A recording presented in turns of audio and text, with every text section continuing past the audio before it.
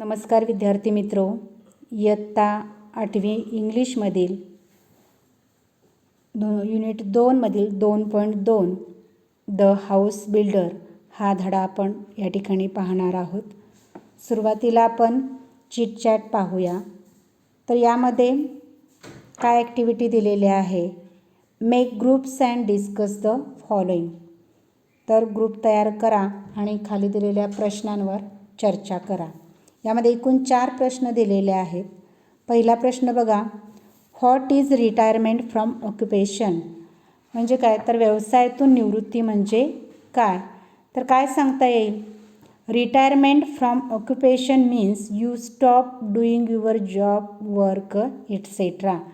तर याचा अर्थ काय? तर तुम्ही एखादी जर नोकरी करत असाल किंवा एखादं जर काम करत असाल तर ते काम थांबवणं म्हणजेच काय? व्यवसायातून निवृत्ती होणं. तर आपण का थांबवतो? Because you have reached a particular age. कारण एक ठराविक वयोमर्यादा आपली झालेली असते, म्हणून आपण काय करत असतो? एखाद्या कामातून किंवा व्यवसायातून निवृत्त होत असतो. दुसरा प्रश्न, व्हेन डू पीपल रिटायर. लोक निवृत्त केव्हा होतात? बघा, generally people retire at the age of 60. लोक हे खरं तर कितव्या वयाला निवृत्त होतात? तर वयोमर्यादा 60 आहे. तर काही लोक बघा, सम रिटायर बिफोर 60 इयर्स ऑल्सो. तर काही वेळेला लोक 60 वर्षाच्या आधीसुद्धा काय होतात? निवृत्त होत असतात. तिसरा प्रश्न, for what reasons do people have to retire from their occupation. तर लोक कोणत्या कारणाने निवृत्ती घेत असतात? तर याला अनेक कारणे असू शकतात. आपण म्हणू शकतो बघा, खास पहिलं कारण म्हणजे आपल्याला काय सांगता येईल? Old age is the main reason for having retirement from occupation.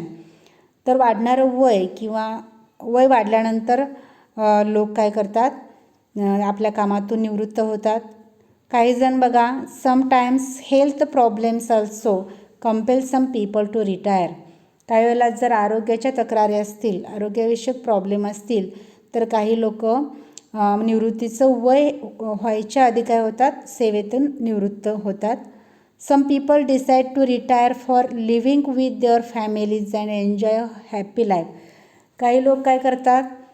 स्वतः त्या कामातून निवृत्त होत असतात, कारण त्यांना आपल्या फॅमिलीसोबत काय करायचं असतं? जे जीवन आहे ते आनंदामध्ये घालवायचं असतं, म्हणून स्वतःहून निवृत्त होत असतात. आणि चौथा प्रश्न काय आहे बघा, how do people spend their time after retirement. तर लोक निवृत्तीनंतर त्यांचा वेळ कशाप्रकारे घालवतात? तर बघा, after retirements most people spend their time with their families. बरेचसे लोक हे रिटायरमेंटनंतर काय करत असतात? आपल्या फॅमिलीसोबत वेळ घालवत असतात. काही जण काय करतात? Some enjoy their incomplete hobbies and some do social work of their liking. तर काही जण आपलं जे काही अपूर्ण राहिलेल्या छंद वगैरे असतील त्याच्यामध्ये घालवतात, तर काही जण सामाजिक कार्य करण्यामध्ये घालवत असतात. प्रत्येकजण आपला असणारा निवृत्तीचा वेळ जो आहे तो आपल्या आपल्या सोयीनुसार, आवडीनुसार घालवण्याचा प्रयत्न करत असते. पुढची ॲक्टिव्हिटी बघूया. Discuss and match the professionals involved in the construction with the work they do. तर या ठिकाणी काय केलेलं आहे? कॉलम ए आणि कॉलम बी दिलेला आहे. त्याच्यामध्ये प्रोफेशनल्स म्हणजे काही व्यवसाय या ठिकाणी दिलेला आहे आणि त्यांची कामं जी आहेत ती बीमध्ये दिलेली आहेत. ती काय करायची आहेत? एक कॉलममध्ये जे व्यवसाय दिलेत त्या व्यवसायाशी मॅच होणारी कामे बीमध्ये दिलेत, त्याला काय करायचं आहे? मॅच करायचं आहे. पहिला बघा, आर्किटेक्ट आहे. तर आर्किटेक्टला आपण कुठलं काम मॅच करू शकतो? बघा, तर डी आपल्याला देता येईल. तर तो काय करत असतो? प्लॅन्स अँड डिझाईन स्ट्रक्चर हे आपल्याला आर्किटेक्टसाठी मॅच करता येईल. दुसरं आहे इंजिनियर. इंजिनियरचं काम काय असतं? तर एन्श्युअर स्ट्रक्चर. ही बघा, ensure structure will be strong and stable. हे काम कुणाचं असतं? इंजिनियरचं असतं. 3 आहे बिल्डिंग कॉन्ट्रॅक्टर. तर याच्यासाठी आपण बघा जी हे देऊ शकतो आहे, supervises construction, employees workers and professionals etcetera. तर हे बिल्डिंग कॉन्ट्रॅक्टरचं काम आहे. चौथा आहे कार्पेंटर. कार्पेंटर काय करतो तर makes wooden framework of doors, windows etcetera. तर हे मॅच आपल्याला एला करू शकतो आहे. मेसनचं काम काय आहे तर builds walls, roof etcetera and plasters. हे मेसनचं काम आहे. त्यानंतर टायलरचं काम काय आहे तर डज द फ्लोरिंग, सी याला मॅच होतं. आणि शेवटचं जे इंटेरियर डेकोरेटर जे आहे त्याला beautifies the inside of a home, बीला मॅच होते. तर अशा प्रकारे आपण या ठिकाणी ए कॉलममध्ये असलेल्या व्यवसायासाठी बी कॉलममध्ये जी काही त्यांची कामं दिलेली आहेत त्याला आपण काय केलेलं आहे मॅच केलेलं आहे. पुढची ॲक्टिव्हिटी बघूया. A word can be broken up into units of pronunciation each having one vowel sound with or without consonant sound around it. Each such unit is called a syllable. तर syllable म्हणजे काय तर शब्दावयव. शब्दावयव कशाला म्हणतात हे सांगितलेलं आहे. तर काय म्हटलं a word can be broken up into units of pronunciation. तर एखादा शब्द उच्चारत असताना त्या उच्चाराचे युनिट केले जातात, गट केले जातात. इच हॅविंग वन वॉवेल साऊंड, आणि त्या प्रत्येक गटामध्ये युनिटमध्ये एक वॉवेल साऊंड म्हणजेच काय स्वरध्वनी हा असतोच. आणि त्यालाच काय म्हटलेलं आहे is such unit is called a syllable. आणि त्या अशा प्रकारचे जे शब्दांचे गट किंवा युनिट केले जाते त्याला सिलॅबल म्हणजे शब्दावयव असं म्हटलेलं आहे. त्याची काही उदाहरणे इथं दिलेली आहेत बघा. To, got, will, see etcetera have just one syllable. तर या शब्दांचं जर आपण निरीक्षण केलं तर या प्रत्येक शब्दामध्ये एक एकच स्वर आहे. त्या शब्दांचे गट केलेले नाही, तो अखंड तसाच शब्द आहे म्हणून त्याला वन सिलॅबल असं म्हटलेलं आहे. या प्रत्येक ह्याच्यामध्ये काय आहे एक एकच स्वर आहे. जर आपण दुसरी उदाहरण बघितली father, mason, builder have two syllables म्हटलेलं आहे. तर या शब्दांचे दोन दोन गट केलेले आहे, दोन दोन युनिट केलेलं आहे आणि प्रत्येक गटामध्ये एक एक स्वर आहे बघा. फादरमध्ये जर आपण बघितलं तर फा आणि दर असं केलेलं आहे. फामध्ये ए हा स्वर आहे आणि दरमध्ये ई हा स्वर आहे. म्हणजे प्रत्येक युनिटमध्ये एक एक स्वर हा असणारच आहे. तर या सगळ्या शब्दांमध्ये काय केलेलं आहे दोन दोन युनिट आहेत म्हणून त्याला टू सिलॅबल्स म्हटलेलं आहे. आणि तिसऱ्या लाईनला जे शब्द दिलेला आहे त्या प्रत्येक शब्दांचं काय केलेलं आहे तीन तीन गट केलेले आहेत आणि प्रत्येक गटामध्ये एक एक काय असणार आहे एक वॉवेल हा असणारच आहे. वॉवेल आपल्याला माहिती आहेत. वॉवेल कुठले आहेत ए, बघा वॉवेल्स कुठले येतात ए, ई, आय, ओ आणि यू. तर या 5 वॉवेल हे प्रत्येक शब्दामध्ये काय असणार आहेत त्याच्यामध्ये ते असणारच आहेत. प्रत्येक युनिटमध्ये प्रत्येक गटामध्ये एक एक स्वर हा असणारच आहे. आणि अशा प्रकारे या तिसऱ्या लाईनमध्ये काय केलेलं आहे तीन तीन गट करून प्रत्येक गटामध्ये एक एक स्वर आहे म्हणून त्याला काय म्हटलेलं आहे 3 सिलॅबल्स असं म्हटलेलं आहे. त्याच्या पुढच्या ॲक्टिव्हिटीमध्ये काय सांगितलं आहे write down names of any 5 of your classmates. तर तुमच्या वर्गामधल्या वर्गमित्रांची 5 नावे लिहायची आहेत. And break them up into syllables. इथं जशा सिलॅबल्स करून दाखवलेले आहेत शब्दांचे तशा प्रकारे तुमच्या मित्रांची नावं लिहून काय करायचं आहे त्याच्या या एक्झाम्पल्समध्ये दाखवल्याप्रमाणे सिलॅबल्स करायचे आहेत. Write down the number of syllables in each of their names.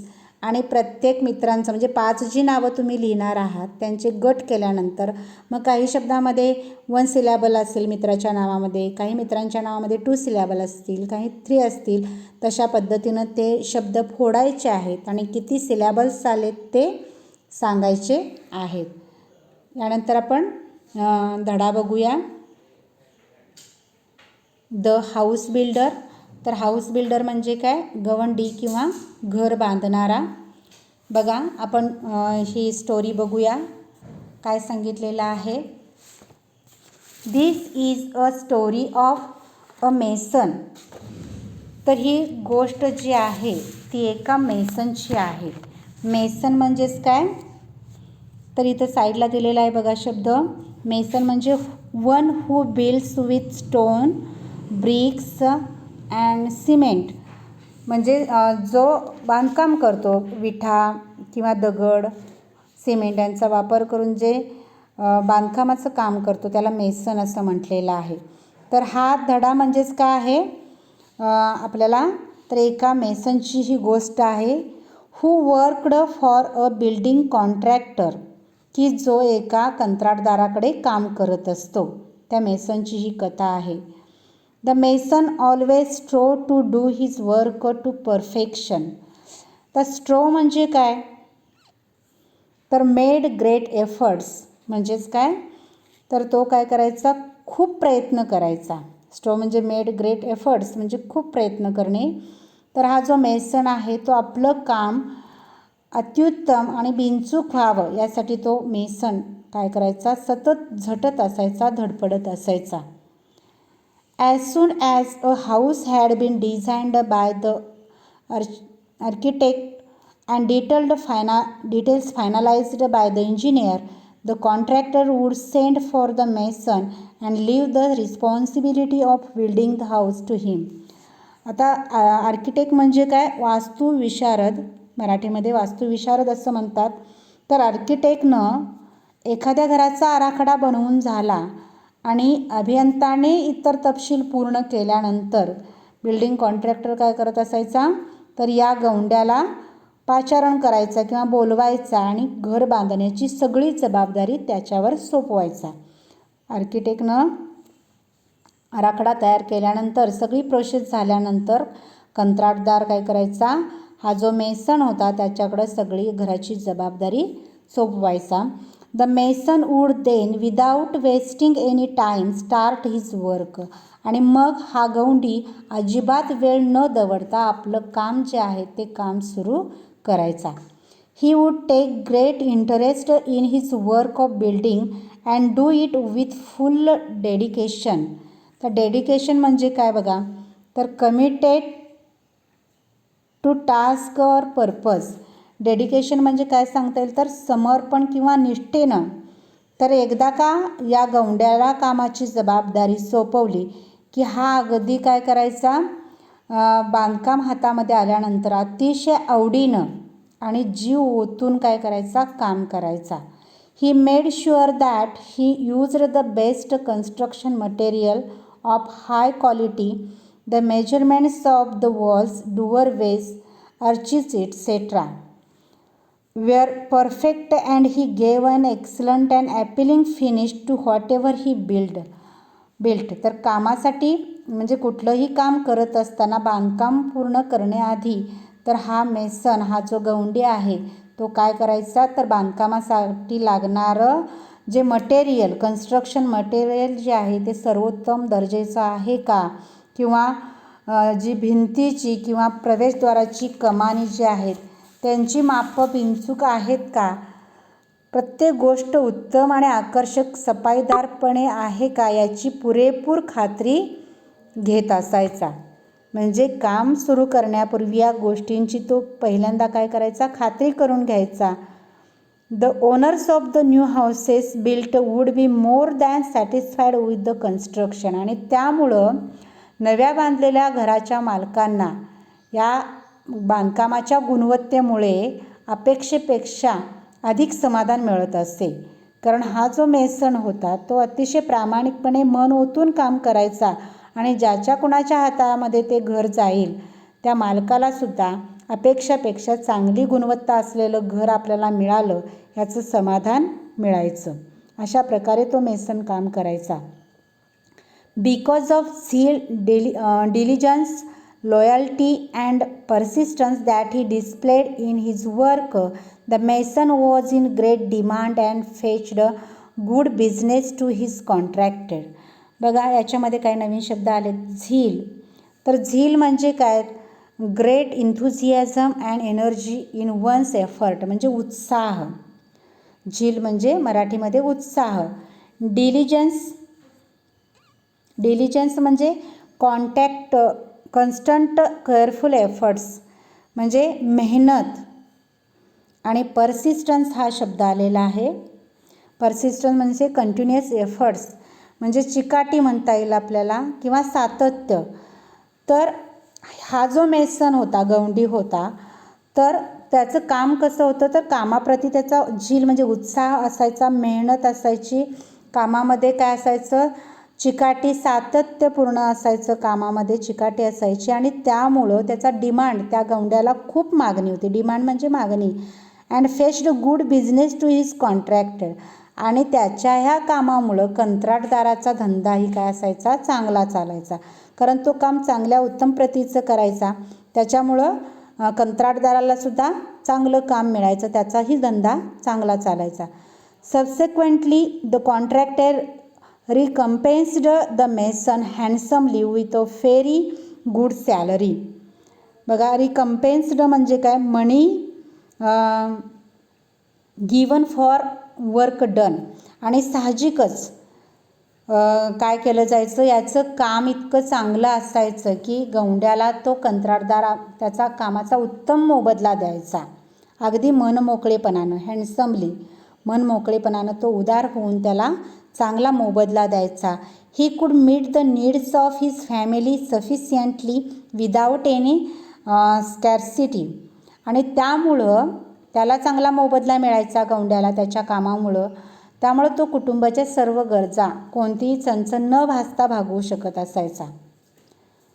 The mason दस continued working with great devotion for many years till he became a grandfather. तर अशा रीतीने तो गवंडी वर्षानुवर्ष एकनिष्ठपणे काम करीत राहिला, अगदी आजोबा होईपर्यंत. बघा, अनेक वर्ष, अगदी नातवंडे येईपर्यंत त्यांना आपल्या प्रामाणिकपणे एकनिष्ठेनं काम केलेलं आहे. Then he decided that it was time to retire and spend time playing with the grandchildren. आणि मग त्यानं ठरवलं की आपला उर्वरित वेळ जो आहे तो आपण नातवंडासोबत खेळण्यात घालवायचा, असं त्यानं ठरवलं. Being a firm minded person, he informed his contractor of his decision to retire from house building.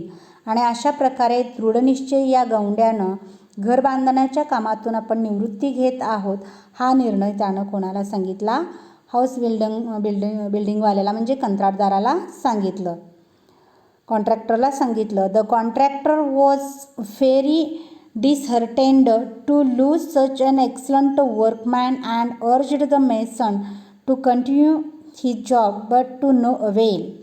बघा, डिसहर्टेंड म्हणजे काय, फेल्ट डिसअपॉइंटेड म्हणजे निराश होणे. आणि दुसरा शब्द कुठला आलेला आहे, टू नो अवेल म्हणजे काय, ऑफ नो यूज म्हणजे काय म्हणता येईल त्याला, निरर्थक किंवा निरुपयोगी, व्यर्थ मराठीमध्ये सांगता येईल.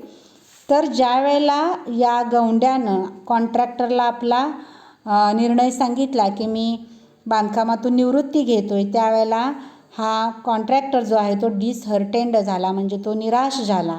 कारण का, आपण एका असा एक्सलंट वर्कमॅन, असा उत्कृष्ट कारागीर आपण गमावणार याचं त्याला दुःख झाला, तो निराश झाला. म्हणून त्यानं काय केलं, तर हे काम तू कंटिन्यू, तुझं जॉब जो आहे तो कंटिन्यू ठेव, चालू ठेव, असं त्यानं विनंती केली. अर्ज्ड म्हणजे काय, त्याला गळ घातली किंवा तो गयावया त्याला केला, पण टू नो अवेल, पण त्याचा काही उपयोग झाला नाही. The mason had made up his mind and refused to carry on. तर गवंडी आपल्या निर्णयाशी ठाम होता, त्यामुळं त्यानं काम चालू ठेवण्यासाठी काय केलं, नकार दिला. जरी कॉन्ट्रॅक्टरनं त्याला गयावया केली तरी तो आपल्या निर्णयाशी ठाम होता आणि तो काही म्हणजे पुढे काम चालू ठेवणार नाही असं त्यानं ठाम नकार देऊन सांगितलं. Finally the contractor convinced the mason to build one last house on a beautiful and convenient site as a special favor. अखेरीस कंत्राटदारानं त्याला काय केलं, विनंती केली. तर ब्युटिफुल म्हणजे काय, सुंदर, आणि कॉन्व्हिनियंट म्हणजे काय, सोय असलेली सगळ्या सोयी असलेली ठिकाण. तर शेवटी कंत्राटदारानं त्याला विनंती केलेली आहे की एका सुंदर आणि सोयीच्या स्थळी एक शेवटचं घर तू काय करायचं, बांधायचं, असं त्याला सांगितलं. The mason agreed to do so with great reluctant not too happily either. तर रेलक्टंट म्हणजे काय, रेलक्टन्स तर अनविलिंगनेस म्हणजे काय म्हणतात त्याला, म्हणजे इच्छा नसताना, नाखुशीनं काय केलेलं आहे, नाखुशीनं कॉन्ट्रॅक्टरनं काय केलेलं आहे, त्याला इच्छा व्यक्त केलेला आहे. त्यामुळे शेवटी तो म्हणजे विदाऊट हॅप्पी, तो फारसा काय आनंदी झालेला नाही, तर नाखुशीनं तो घर बांधायला तयार झालेला आहे. द कन्स्ट्रक्शन स्टार्टेड, बांधकाम सुरू झाले. It was a most beautifully designed house to be built at a sought after location. अतिशय सुरेख आराखडा बनवलेले ते घर एका खास निवडलेल्या ठिकाणी बांधले जाणार होते. However the mason could not put his mind and heart in his work. परंतु गवंडी त्या कामात आपले चित्त गुंतवू शकला नाही. याआधी जे काही कामं तो करत होता, मन ओतून करत होता, तसे मन मात्र या कामामध्ये त्याचं लागलं नाही. He did his work very रफली अँड केअरलेसली. तर त्यानं आपलं जे काम आहे ते अतिशय रफली म्हणजे काय, ओबडधोबडपणे, आणि केअरलेसली निष्काळजीपणे, विदाऊट इंटरेस्ट ऑर डेडिकेशन, अगदी निरीच्छेने म्हणजे त्याच्यामध्ये आवड न निर्माण करता अगदी निष्काळजीपणाने काय केलं, त्यानं काम करायला सुरुवात केली. Even the building material used was of low quality but he did not care. अगदी त्या बांधकामाला वापरले जाणारे साहित्य निकृष्ट दर्जाचे आहे हे माहिती असूनही त्याकडं त्यानं काय केलं, दुर्लक्ष केलं. He simply wanted to complete the job in haste and finally retire. कारण का, त्याला नुसतं काय करायचं होतं, कसे तरी हे काम पूर्ण करायचे होते आणि या कामातून निवृत्त व्हायचे होते. त्यामुळे कुठल्याही गोष्टीमध्ये त्यानं काय घेतलेलं आहे, काय केलेलं आहे, लक्ष घातलेलं नाही. मटेरियल जरी लो दर्जाचं वापरलेलं आहे तरी त्याला त्याची काही हरकत नव्हती. कारण कसं तरी त्याला काय करायचं होतं, हे काम एकदाचं पूर्ण करून आपल्या कामातून निवृत्त व्हायचं होतं. The house was ready earlier than expected. आणि अशा प्रकारे अपेक्षेपेक्षा अगोदरच ते घर पूर्ण झाले. व्हेरी रफली made structures, weak was, poor finish and did not look as good at all as designed. अतिशय ओबडधोबड रचना, कमकुवत भिंती असलेले, आणखी बिलकुल सफाई नसलेले आणि दिसायला अगदी सुमार असे ते घर बनले होते. Eight the mason did not care. तरी त्या मेसनला, त्या गवंड्याला काही वाटलं नव्हतं. म्हणजे जसं डिझाईन केलं होतं तशा पद्धतीनं ते चांगलं दिसत नव्हतं, तरी त्याला काही वाटलं नाही. He informed the contractor that the house was ready and he was waiting to hand over its key to him. आणि मग गवंड्यानं काय केलं, कंत्राटदाराला घर तयार आहे आणि या घराची किल्ली ताब्यात देण्यासाठी मी तुमची वाट पाहत आहे असं कळवले. The contractor arrived at the site. कंत्राटदार त्या ठिकाणी आला. He had a file of legal documents in his hand. Legal म्हणजे काय, कायदेशीर, आणि डॉक्युमेंट्स कागदपत्रे. तर कॉन्ट्रॅक्टर त्या ठिकाणी आलेला आहे साईटवर आणि त्याच्या हातामध्ये एक फाईल, कायदेशीर कागदपत्रे असणारी एक फाईल त्याच्या हातामध्ये आहे. The mason handed over the new houses keys to him. त्या गवंड्यानं नव्या घराच्या किल्ल्या त्या कंत्राटदाराकडे सोपवल्या. But the contractor did not step forward to enter the house to see it. परंतु तो कंत्राटदार घरामध्ये म्हणजे घर पाहण्यासाठी पुढे आला नाही. कारण त्याला माहिती होतं यानं घर बांधले म्हटल्यावर ते चांगलंच असणार याची त्याला खात्री होती. त्यामुळे तो घर बघायला आत गेला नाही. Instead with a broad smile he handed over the file along with the house keys to the mason and said beaming happy tone, these are the ownership documents of this new house in your name. पण त्यानं काय केलं, घरामध्ये न जाता हसऱ्या चेहऱ्यानं त्यांना आपल्या हातामधली जी file आणि घरांच्या किल्ल्यांसकट किल्ल्या पण त्या गवंड्याच्या हातामध्ये सोपवल्या आणि आनंदी स्वरामध्ये, हर्षभरीत स्वरामध्ये तो त्या गवंड्याला म्हणाला, these are the ownership documents of this new house in your name. तर हे नवे घर तुझ्या नावावर करणारी ही कागदपत्रे, हे घर का आहे? तुझं आहे. The house is yours. आता हे घर तुझं आहे. I had planned it as a gift for you. आणि हे मी काय केलं होतं, हे मी तुला भेट म्हणून देण्याचे योजले होते. तर अशा प्रकारे त्या कंत्राटदारानं त्याचे एक आपल्या कामातून तो निवृत्त होतो याच्यासाठी भेट म्हणून काय केलं होतं, शेवटचं घर त्या गवंड्याला स्वतःलाच बांधायला दिलं होतं. पण याची कल्पना त्या गवंड्याला नव्हती. तर आपल्याला या धड्यातून काय म्हणजे घेता येईल, तर कोणतेही काम करत असताना ते दर्जेदार केलं पाहिजे, आवडीनं केलं पाहिजे. जर त्या गवंड्याला आधी हे जर घर आपल्यासाठी बांधणार आहे हे जर माहिती असतं, कदाचित त्यानं काय केलं असतं, आधी ज्या पद्धतीनं मन लावून घरं बांधली होती त्या पद्धतीनं बांधलं असतं आणि त्याला घर चांगले मिळाले असते. म्हणून नेहमी लक्षात ठेवलं पाहिजे की कुठलेही काम करत असताना अगदी ते मनपूर्वक दर्जेदार करण्याचा प्रयत्न केला पाहिजे. धन्यवाद.